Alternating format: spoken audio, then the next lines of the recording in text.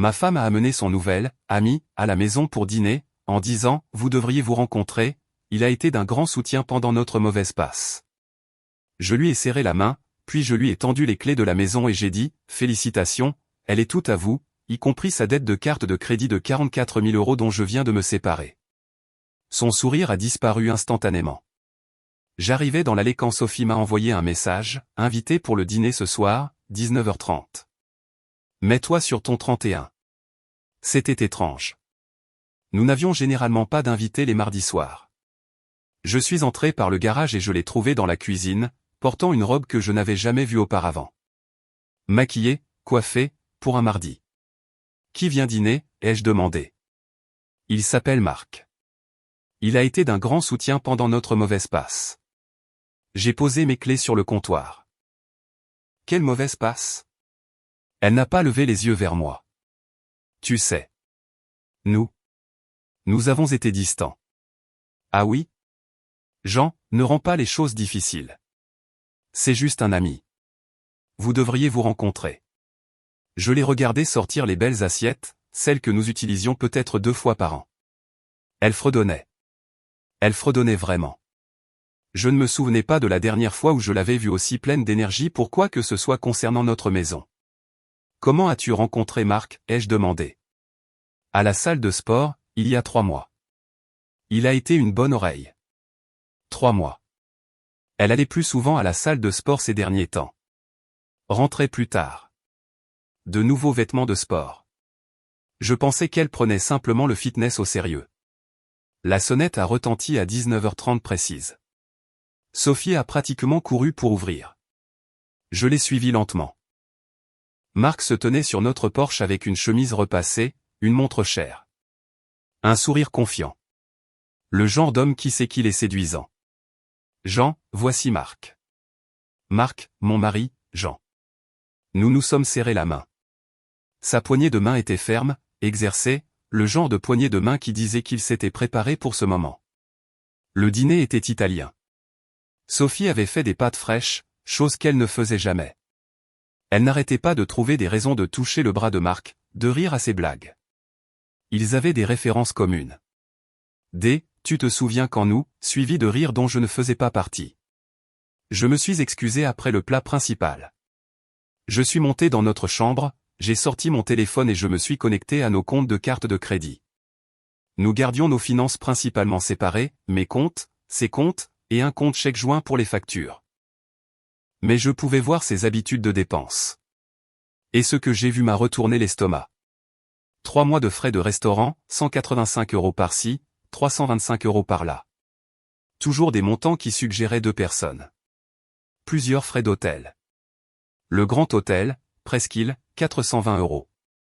Nous habitions à 15 minutes de là. J'ai remonté plus loin. 6 mois de cela, des billets de concert, quartier, des forfaits spa.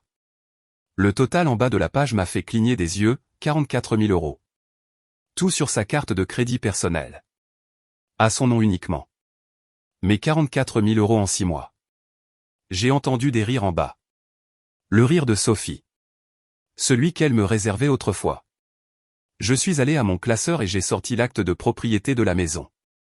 À mon nom. Acheté 1 an avant notre mariage. Puis le contrat de mariage. Mon père avait insisté.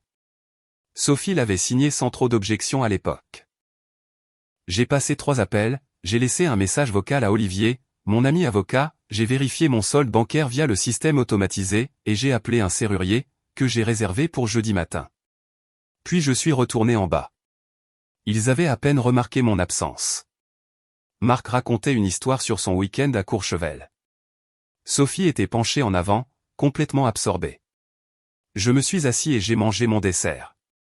Alors, depuis combien de temps passez-vous du temps ensemble, ai-je demandé.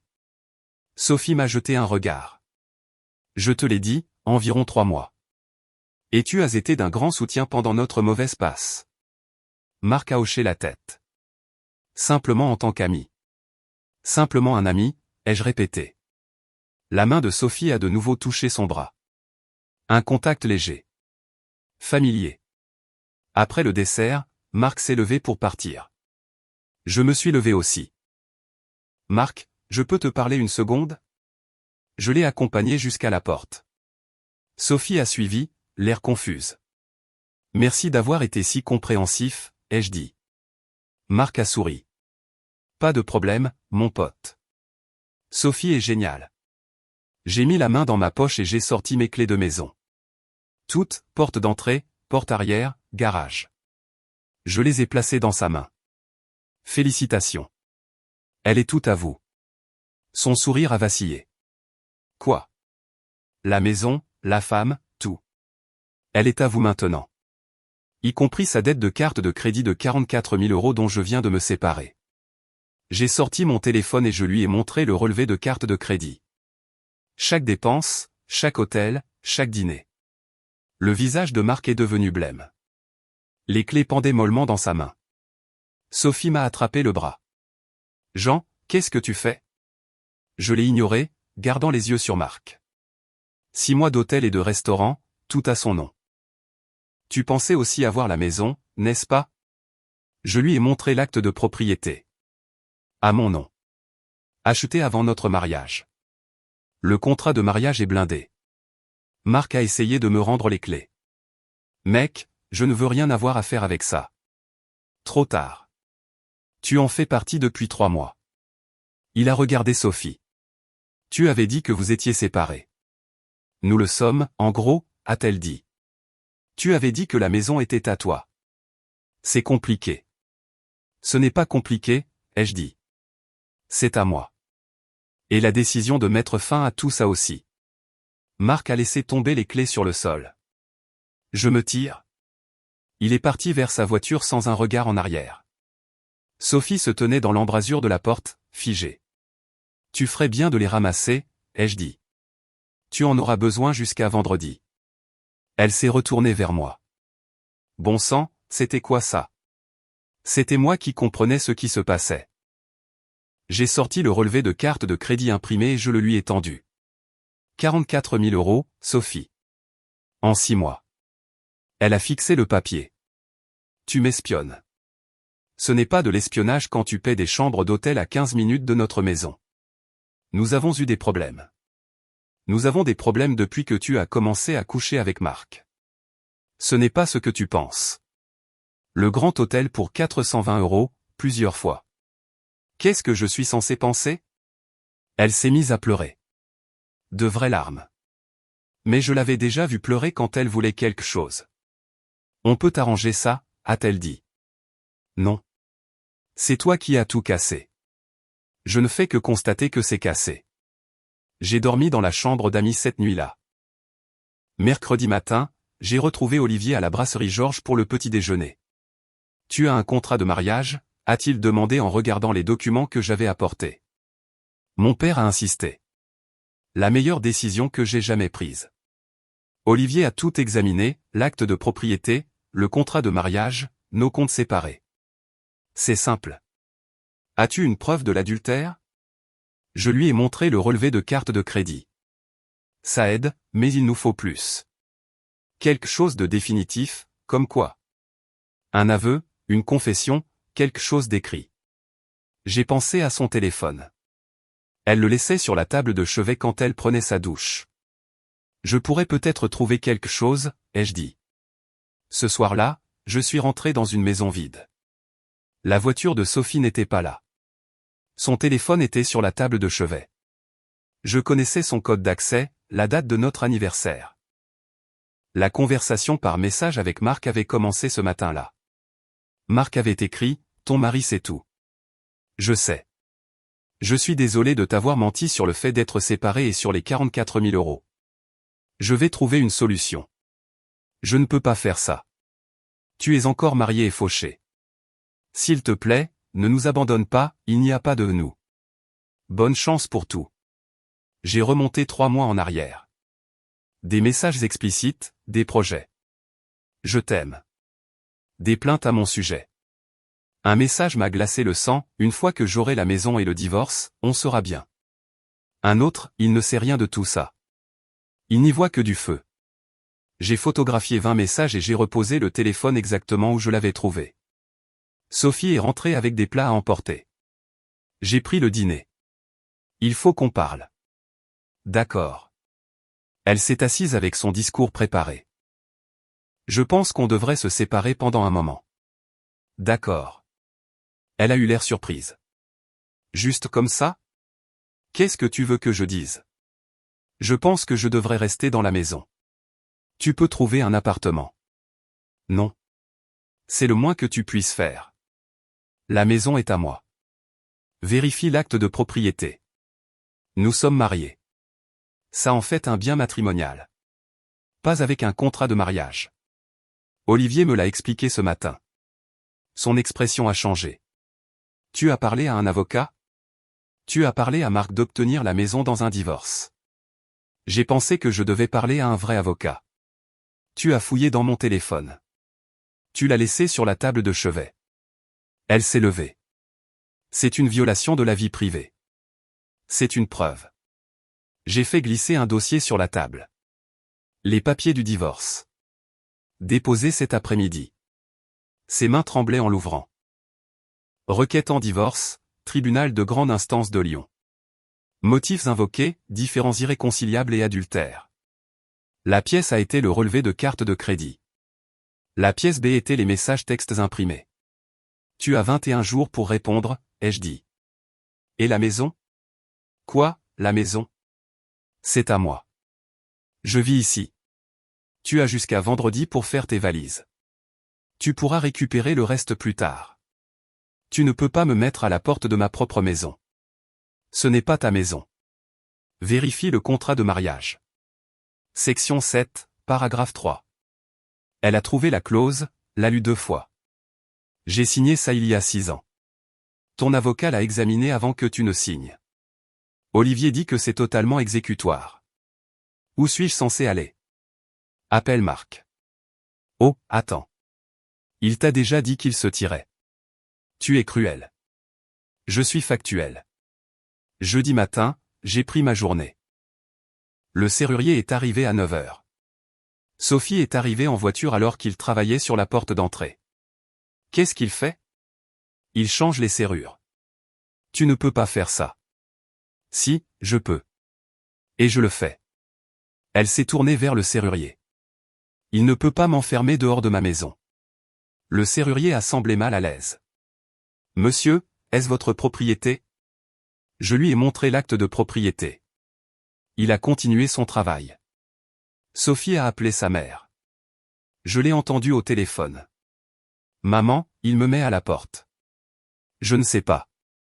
Est-ce que je peux rester chez toi? Le serrurier m'a tendu 3 nouvelles clés. J'en ai gardé une et j'ai mis les autres dans ma poche. Tu as jusqu'à 17 heures aujourd'hui, ai-je dit à Sophie. Après ça, je ferai les cartons de ce qui reste. Elle a passé l'après-midi à jeter des affaires dans des valises. J'étais assis dans le salon, documentant tout en vidéo. Les cartes de crédit sont au maximum, a-t-elle dit. Je ne peux pas me payer un hôtel. C'est regrettable. J'ai fait une erreur. Peut-on s'il te plaît en parler? Nous sommes en train de parler. Tu fais tes valises. Je regarde. Je n'ai jamais couché avec lui. Je lui ai montré les captures d'écran du téléphone. Ces messages disent le contraire. Ce n'était que des fantasmes. Au Grand Hôtel, plusieurs fois? Pour 420 € chacun. On a juste parlé. Tu as payé 420 € pour parler dans une chambre d'hôtel? Elle est restée silencieuse. Et la dette de carte de crédit, a-t-elle finalement demandé? Quoi, la dette? Nous sommes mariés. Tu es partiellement responsable. Olivier a vérifié. La loi française dit que les cartes de crédit individuelles restent une responsabilité individuelle, surtout avec un contrat de mariage. Je ne peux pas payer 44 000 €. Tu aurais dû y penser avant de les dépenser. À 17 heures, sa voiture était chargée. Elle se tenait dans l'allée. Jean, s'il te plaît. 6 ans. Ça doit bien vouloir dire quelque chose. Ça voulait dire quelque chose. Au passé. J'irai en thérapie. Il n'y a rien à réparer. C'est fini. Tu vas le regretter. Je regrette d'avoir perdu 6 ans. Mais ça s'arrête aujourd'hui. Elle est montée dans sa voiture. Je lui ai demandé sa clé de la maison. Elle me l'a jeté et elle est partie. À l'intérieur, la maison était silencieuse. Je me suis versé un verre et je me suis assis sur le canapé. Mes mains tremblaient légèrement, la première vraie émotion que je m'étais permise de ressentir. C'est fait, ai-je dit à la pièce vide. Vendredi matin, la mère de Sophie a appelé. Je n'ai pas répondu. Son message vocal était furieux, menaçant de poursuite. Son père a appelé ensuite. J'ai répondu à celui-là. Jean, que se passe-t-il? Sophie dit que tu l'as mise à la porte. J'ai demandé le divorce. Elle a 21 jours pour répondre. Pourquoi? Une mauvaise passe? Tous les mariages ont des problèmes. Pour 44 000 € de dette d'une liaison de 6 mois. Silence. Ça ne peut pas être vrai. J'ai ses messages textes où elle l'admet. Et les relevés de carte de crédit. Il doit y avoir une explication. Il y en a une. Elle a choisi quelqu'un d'autre. J'ai choisi de mettre fin au mariage. C'est ma fille. Et c'est ma maison, ma vie, et ma décision. J'ai raccroché. Samedi après-midi, Marc s'est présenté à ma porte. J'ai vérifié la caméra avant d'ouvrir. Marc, on peut parler? Non. Juste 5 minutes. Tu en as 3. Dis ce que tu es venu dire. Sophie m'a appelé. Elle est anéantie. Et elle a dit que tu divorçais à cause de 44 000 €. Je divorce parce qu'elle m'a trompé. Les 44 000 € ne sont que la preuve de la durée de la liaison. Écoute, mec. Je ne savais pas qu'elle allait dépenser tout ça. Mais tu savais qu'elle était mariée. Elle disait que vous étiez séparés. Nous vivions ensemble. Nous partagions un lit. Ça te semblait être une séparation? Elle donnait l'impression que c'était fini. Ce n'était pas fini jusqu'à ce qu'elle y mette fin. Maintenant, ça l'est. Elle veut se remettre avec toi. Avec moi ou avec toi? Avec toi. Qu'est-ce que tu lui as dit?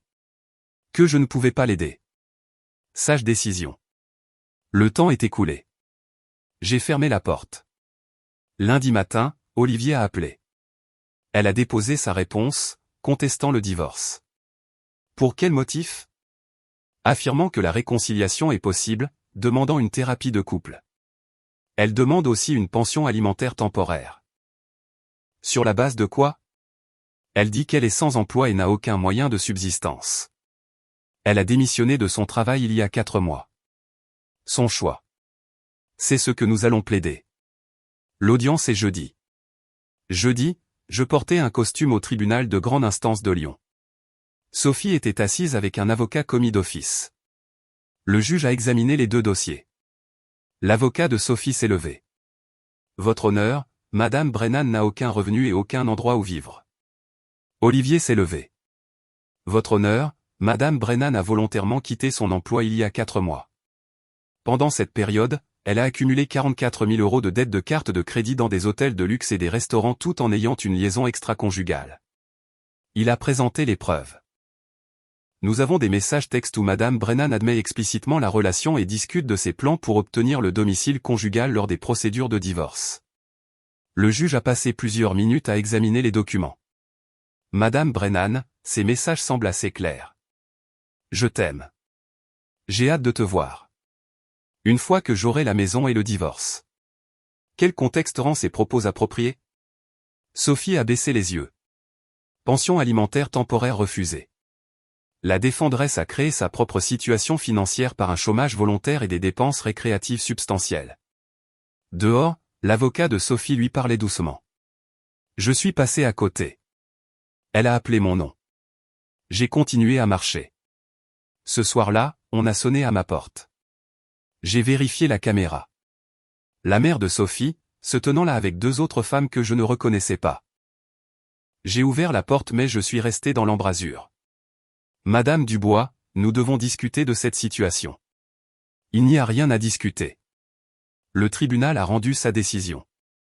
Une des autres femmes s'est avancée. Je suis la tante de Sophie, Martine. C'est complètement inacceptable. Vous détruisez sa vie. Elle a détruit le mariage. Je ne fais que réagir à cela. Pour quelques factures de carte de crédit? La voix de Martine s'est élevée. C'est ça, le mariage. Traverser ensemble les difficultés financières. J'ai sorti mon téléphone et je leur ai montré les messages textes, ceux où Sophie parlait d'obtenir la maison, ceux où elle me traitait d'idiot qui n'y voyait rien. Madame Dubois est devenue blême. C'est privé, a-t-elle dit faiblement. C'était des preuves au tribunal. Le juge a tout lu. Martine a attrapé le bras de Madame Dubois. Allons-y. Il ne va pas écouter. Après leur départ, j'ai appelé Olivier. La famille de Sophie vient de se présenter chez moi. Est-ce qu'ils t'ont menacé? Non. Juste essayer de me faire culpabiliser. Ignore-les. Ils ne peuvent rien faire. Je sais. Je voulais juste que tu saches qu'ils font des visites à domicile maintenant. Le mardi suivant, j'étais chez Leroy Merlin sur l'avenue Jean Jaurès en train d'acheter de nouveaux luminaires quand quelqu'un m'a tapé sur l'épaule. Je me suis retourné. Le jeune frère de Sophie, qui se tenait là. Benoît. Jean, tu as une minute? Pas vraiment. Allez, mec. 5 minutes. Nous sommes sortis. Il s'est appuyé contre mon camion. Sophie est au plus mal. Tu le sais. Je sais qu'elle cumule 2 emplois pour rembourser les dettes qu'elle a créées. Elle a fait une erreur. Elle a fait un choix. Plusieurs choix, chaque jour pendant 6 mois. C'est quand même ma sœur. Et c'était ma femme, jusqu'à ce qu'elle décide de changer ça. Benoît a donné un coup de pied dans le bitume. Maman dit que tu as des messages textes. Le tribunal a les messages textes. Je ne les ai que fournis. Je peux les voir? Non. Pourquoi pas? Parce que ce ne sont pas tes affaires, Benoît. C'est entre Sophie et moi. En fait, c'était entre nous. Maintenant, ce ne sont que des procédures judiciaires. Elle dit que tu ne veux même pas lui parler. Il n'y a rien à dire. Nous avons été ensemble 8 ans 6 ans mariés, 2 ans à sortir ensemble et elle a passé les 6 derniers mois avec quelqu'un d'autre. Benoît s'est redressé. Si jamais tu as besoin de quoi que ce soit. Je veux dire, si tu veux parler. J'apprécie, mais ça va. Il a hoché la tête et s'est éloigné. J'ai chargé les luminaires et je suis rentré chez moi. Mercredi après-midi, mon téléphone a sonné. Numéro inconnu. J'ai failli ne pas répondre. Allô? Une respiration lourde. Puis la voix de Sophie. J'ai perdu mon emploi chez Monoprix. Silence. Jean, tu es là. Je suis là. Pourquoi m'appelles-tu? Je ne sais pas qui d'autre appeler. Appelle ta mère. Appelle ta sœur. Appelle une amie. Ils en ont tous marre d'en entendre parler. Sophie, je ne suis plus ton système de soutien. J'ai juste besoin de parler à quelqu'un. Alors appelle un thérapeute. Je le dis sincèrement. Tu devrais parler à un professionnel. Je n'ai pas les moyens de payer un thérapeute. Alors appelle une ligne d'écoute gratuite. Mais tu ne peux pas m'appeler moi. Pourquoi es-tu si froid? Je ne suis pas froid. J'en ai fini. Il y a une différence.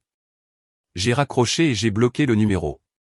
Vendredi soir, j'ai retrouvé mon ami Luc au Ninkasi sur la rue de la République. Nous sommes amis depuis l'université mais ne nous étions pas vus depuis des mois. Alors, j'ai entendu dire que tu divorçais, a-t-il dit après que nous ayons commandé. Presque fini. J'attends juste les derniers papiers. Sophie a appelé ma femme. Disant quoi? Que je suis déraisonnable? Que je ne veux même pas discuter de réconciliation? Il n'y a rien à réconcilier. Luc a pris une gorgée. Elle a mentionné vouloir la rencontrer pour parler de toi. Émilie a rapidement mis fin à ça. Tant mieux pour Émilie. Émilie a dit que Sophie semblait désespérée. Elle a demandé si nous pouvions lui prêter de l'argent. Vous l'avez fait? Absolument pas. Émilie lui a dit que nous ne nous mêlerions pas de ça. J'apprécie. Pour ce que ça vaut, mec, tu as l'air mieux. Plus léger, en quelque sorte. Je vais mieux. Je ne me suis pas senti aussi bien depuis des années. Même avec toutes ces affaires juridiques. Les affaires juridiques ne sont que de la paperasse. Le plus dur a été d'accepter que le mariage était terminé. Une fois que je l'ai fait, tout le reste n'était que de la logistique. Luc a levé son verre. À la logistique. J'ai trinqué avec lui. À la logistique. Le lendemain matin, j'étais au café du centre sur le cours Lafayette en train de prendre un café quand j'ai entendu deux femmes parler dans la file derrière moi. Tu as entendu parler de Sophie Brennan? Celle qui travaille au potager des Halles? Oui. Apparemment, son mari a divorcé et à tout prix. C'est horrible. J'ai entendu dire qu'elle le trompait. Elle a dépensé quelque chose comme 50 000 € en hôtel. Pas possible. C'est ce que quelqu'un m'a dit. Il a dit qu'il avait des preuves et tout. J'ai pris mon café et je suis sorti. C'est une petite ville. Les gens parlent. Je n'étais pas surpris que la version des événements de Sophie ne corresponde pas à la réalité. 2 semaines plus tard, j'ai reçu une lettre transférée, une agence de recouvrement contactant Sophie au sujet de la dette de carte de crédit. Les 44 000 € étaient maintenant 46 000 € avec les frais de retard. Je l'ai transféré à l'adresse de sa mère. 4e semaine, Olivier a appelé avec une offre. Elle veut un accord. J'écoute. Elle acceptera les termes du divorce si tu paies 18 500 € de la dette de carte de crédit. Non. Il a dit qu'elle est prête à négocier. Aucun montant. 0. C'est elle qui l'a dépensé, c'est elle qui paie. Il a mentionné qu'elle envisage la faillite. Ce n'est pas mon problème. C'était aussi ma réponse. Nous allons au procès. J'ai croisé des amis communs à la brasserie Georges ce vendredi-là. Anne et Thomas se sont approchés de ma table. Jean, nous avons entendu parler du divorce. Les nouvelles vont vite. Sophie a appelé Anne. Elle est très contrariée. J'imagine. Elle a dit que tu l'avais mise à la porte sans aucun endroit où aller. J'ai demandé le divorce et je lui ai demandé de quitter ma maison. Anne semblait incertaine. Elle a dit que c'était à cause d'un malentendu. J'ai sorti mon téléphone et je leur ai montré le relevé de carte de crédit. 44 000 € en 6 mois. Hôtel, dîner, cadeaux, tout ça en voyant Mark Hastings. L'expression d'Anne a changé. Oh, nous ne savions pas, a dit Thomas. La plupart des gens ne savent pas. Elle est douée pour arranger l'histoire. Elle nous a dit que tu étais contrôlant avec l'argent. Nous avions des comptes séparés. Elle dépensait ce qu'elle voulait. C'est ce qu'elle voulait. Silence gêné. Nous sommes désolés, a dit Thomas. Nous n'avions aucune idée. Ce n'est pas de votre faute. Vous avez cru une amie. Lundi matin, je suis allé à ma banque pour mettre à jour les informations de mes comptes, retirer Sophie de tous les documents partagés. Le banquier était un gars nommé Philippe avec qui je travaillais depuis des années. J'ai entendu dire que tu divorçais. Désolé, mec. Ça va. En fait, mieux que bien. Ah ouais? Il s'avère qu'être marié à la mauvaise personne est pire que d'être célibataire. Philippe a ri. Mon ex-femme disait que j'aimais plus ma voiture qu'elle. Je lui ai répondu que la voiture ne m'avait jamais menti. Ça a aidé. Ça l'a rendue encore plus folle, mais j'ai gardé la voiture dans le divorce. Nous avons tout mis à jour. J'ai retiré le nom de Sophie des contacts d'urgence. J'ai changé les bénéficiaires. C'était bon de voir son nom disparaître de mes comptes un par un. Tout est en ordre, a dit Philippe. Tu es complètement seul sur tout maintenant. Parfait. En sortant, je me sentais plus léger. Chaque lien rompu était un pas de plus vers une séparation complète. Juridique, financière, émotionnelle, tout cela s'effaçait dans le passé. La semaine suivante, je chargeais mes courses chez Carrefour Market quand la sœur de Sophie m'a trouvé sur le parking. Jean, il faut qu'on parle. Salut, Isabelle. Tu sais qu'elle vit dans le sous-sol de ma mère, n'est-ce pas? J'ai continué à charger les sacs. Je ne le savais pas, elle travaille chez Monoprix, au salaire minimum. Bien. L'emploi est important. Elle peut à peine se payer l'essence. Isabelle, elle a dépensé 44 000 € en 6 mois pour un autre homme. Elle prévoyait de prendre ma maison. Elle m'a traité d'idiot dans des messages textes. Pourquoi devrais-je me soucier de son argent pour l'essence? Elle a fait une erreur. Elle a fait des centaines d'erreurs, quotidiennement, pendant 6 mois. C'est la famille. Elle était ma famille. Elle a décidé de mettre fin à ça. La société de cartes de crédit menace de la poursuivre. Alors elle devrait probablement faire des paiements. Avec quel argent? L'argent qu'elle gagne chez Monoprix, comme des millions d'autres personnes.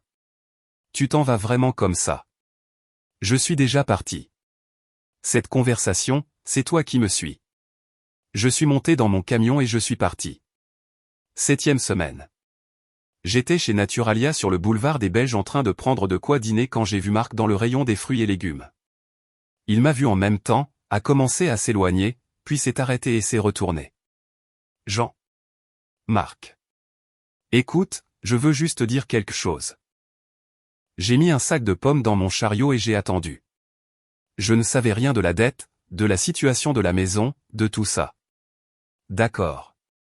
Elle m'a dit que vous étiez en gros des colocataires, que le mariage était terminé, que vous aviez tous les deux tourné la page. Et tu l'as cru. Je n'avais aucune raison de ne pas le faire. Elle portait une alliance. Elle disait que c'était compliqué. Ce n'était pas compliqué. Elle était mariée. Tu couchais avec une femme mariée. Marc a baissé les yeux. Oui. C'est ça? C'est ce que tu voulais dire? Je suppose que je voulais juste que tu saches que je ne suis pas un mauvais gars. Marc, je me fiche que tu sois un mauvais ou un bon gars. Tu es juste un gars qui a fait de mauvais choix. Comme Sophie. Comme beaucoup de gens. Elle m'a appelé plusieurs fois pour demander de l'aide. Qu'est-ce que tu lui as dit? Que je ne pouvais pas. Que ce ne serait pas correct. Intelligent. Est-ce qu'elle est vraiment si fauchée? Selon sa famille, oui. Marc a secoué la tête. 44 000 €. Je n'avais aucune idée qu'elle dépensait autant. Moi non plus, jusqu'à ce que je vérifie les relevés. Mec, je suis désolé pour tout ça. Je te crois. Ça ne change rien, mais je te crois. Nous sommes restés là un moment. Plus rien à dire. Prends soin de toi, ai-je dit. Toi aussi. J'ai fini mes courses. Marc était parti quand je suis arrivé à la caisse. 8e semaine. Olivier a appelé avec une offre finale. Elle acceptera tout. Pas de pension alimentaire, pas de réclamation sur les biens, un divorce net. Elle veut une chose. Quoi? Une déclaration écrite que tu ne la poursuivras pas pour d'éventuelles dettes communes. Il n'y a pas de dette commune. Correct. Mais elle le veut par écrit pour la société de carte de crédit. Est-ce que ça va me coûter quelque chose? Non, c'est juste pour confirmer ce qui est déjà légalement vrai. D'accord. Tout ce qui peut accélérer la fin de cette histoire. Je vais le rédiger. Elle signera cette semaine. Les documents sont arrivés un mercredi. Olivier a appelé pour confirmer. Elle a tout signé. Rupture nette. Sans attache. Comment avait-elle l'air? Son avocat a dit qu'elle a des difficultés. Elle a perdu un de ses emplois. Elle est en retard sur son plan de paiement avec la société de carte de crédit. C'est regrettable. On dirait que tu le penses vraiment. C'est le cas. Je ne suis pas heureux qu'elle souffre. J'en ai juste fini d'être responsable de la résolution de ses problèmes. C'est juste. Les papiers vont au juge la semaine prochaine. Tu seras officiellement divorcé d'ici la fin du mois. J'ai raccroché et j'ai regardé par la fenêtre pendant un moment. 8 ans terminés. Juste de la paperasse, des signatures et des tampons de tribunal. Ce week-end-là, je suis monté au parc national de la Vanoise et j'ai loué un chalet pour 2 nuits. Pas de réseau cellulaire, pas d'internet, juste moi dans les montagnes et un silence complet. J'ai fait une randonnée sur un sentier le samedi, je me suis arrêté au belvédère et je suis resté assis là pendant 1 heure. J'ai regardé le vent bouger dans les arbres, j'ai écouté l'eau, j'ai senti le soleil sur mon visage. Une famille est passée, les enfants riaient, les parents se tenaient la main. Autrefois, j'avais imaginé que ce serait Sophie et moi un jour. Maintenant, je ne me souvenais même plus pourquoi je l'avais voulu. Dimanche matin, j'ai fait mes bagages et je suis retourné à Lyon. Je me suis arrêté dans un relais routier à Pérouge. Un petit endroit, service au comptoir. J'ai commandé des œufs et du café. La serveuse avait probablement 60 ans. Cheveux gris. Des yeux bienveillants. Vous êtes seul, mon petit? Juste moi. En vacances? Quelque chose comme ça. Eh bien, vous avez l'air paisible. C'est bien. Je me sens paisible. C'est encore mieux. Elle a souri et a rempli ma tasse de café. J'ai laissé un gros pourboire. De retour à Lyon, je me suis arrêté chez Monoprix pour acheter quelques provisions, un autre magasin que celui où Sophie avait travaillé. Je suis passé devant le rayon des articles de sport et j'ai vu du matériel de camping en solde. J'ai acheté une tente, un sac de couchage, un réchaud portable, des choses que j'avais toujours voulu essayer mais que je n'avais jamais pris le temps de faire. Sophie n'était pas intéressée par le camping. Elle disait que c'était inconfortable. Trop d'insectes. Maintenant, je pouvais simplement l'acheter et y aller. Aucune discussion nécessaire. À la maison, j'ai tout installé dans le salon. Je me suis entraîné à monter la tente. J'ai regardé une vidéo sur YouTube sur les bonnes techniques de camping. Je me sentais à nouveau comme un enfant, excité par quelque chose de nouveau.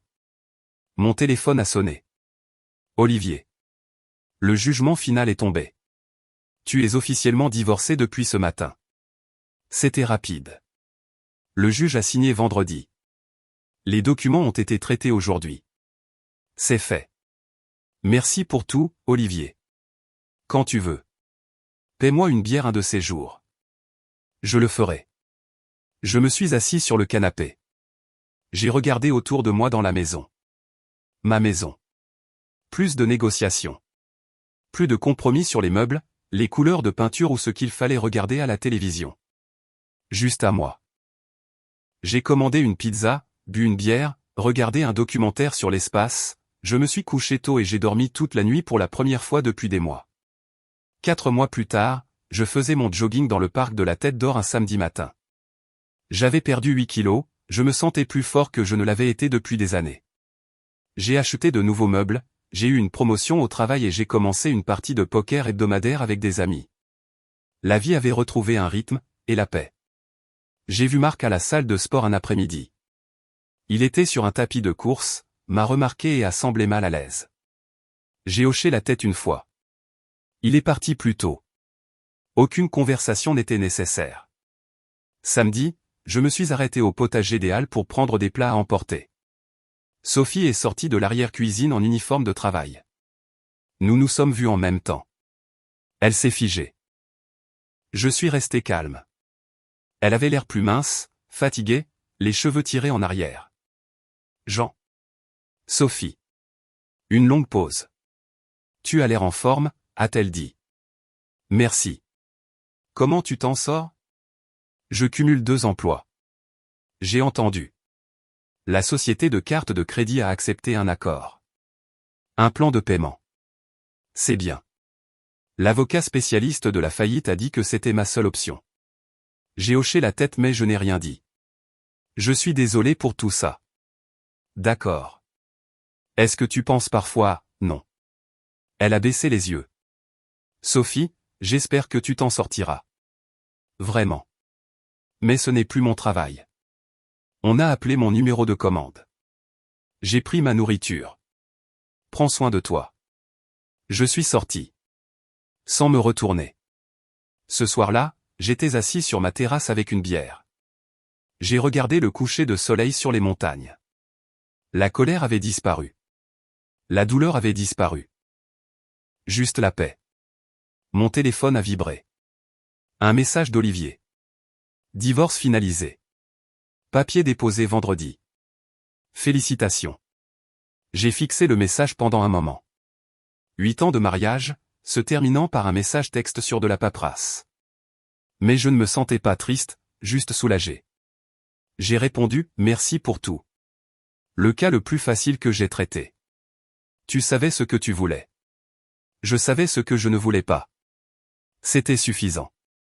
Dimanche matin, je suis allé chez Decathlon et j'ai acheté du matériel de randonnée, prévoyant un voyage au parc national de la Vanoise le week-end prochain, quelque chose que j'avais toujours voulu faire.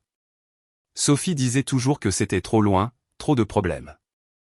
Maintenant, je décidais et j'y allais. J'ai chargé le matériel dans mon camion et je suis resté assis un moment. J'ai réalisé que je souriais. Pas par vengeance. Pas parce qu'elle avait des difficultés. Parce que j'étais libre.